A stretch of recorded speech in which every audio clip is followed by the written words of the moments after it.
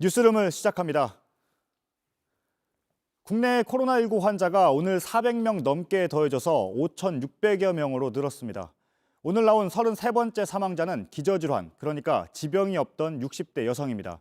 이렇게 코로나19로 나라가 어려움에 처한 상황에서 사실상 옥중 정치를 시작하는 듯한 박근혜 전 대통령의 친필 편지가 공개돼 논란이 일고 있습니다.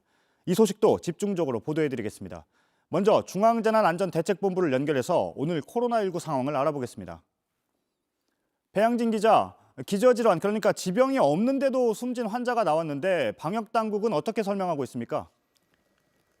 네, 방역당국은 이전까지는 사망자가 나오면 정확한 사망 원인을 조사 중이다 이런 표현을 주로 썼습니다. 그런데 오늘 새벽 숨진 33번째 사망자의 사망 원인에 대해선 코로나 바이러스 감염증 19로 인한 폐렴이 사망 원인으로 추정된다고 명확하게 밝혔습니다.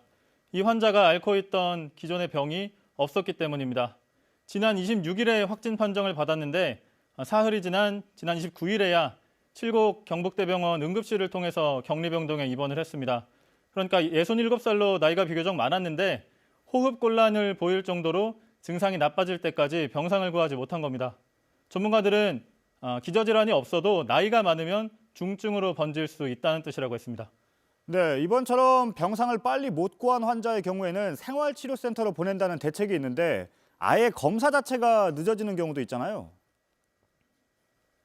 네, 정부가 증상이 없는 사람 대신 고위험군을 우선 검사하겠다는 방향은 밝혔습니다. 문제는 구체적으로 어떻게 하냐는 건데 이런 나이가 많은 고위험군들은 주변이나 스스로 증상을 빨리 알아채지 못해서 검사가 늦어지는 경우가 많다는 게 어려운 점입니다. 면역력이 약하다 보니 열도 많이 오르지가 않고 평소에 기침이 있는 경우도 많아서 코로나19를 의심하기가 쉽지 않다는 겁니다. 방역당국은 오늘 취재진에게 이런 고령자가 많은 요양원 같은 곳에 대한 모니터링을 좀 강화하고 이런 곳에서 조금이라도 의심 환자가 나오면 검사팀이 직접 빨리 가서 바로 검사를 하는 방식을 고려하고 있다고 했습니다.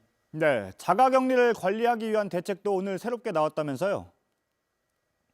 네, 자가격리 앱을 도입하기로 했습니다.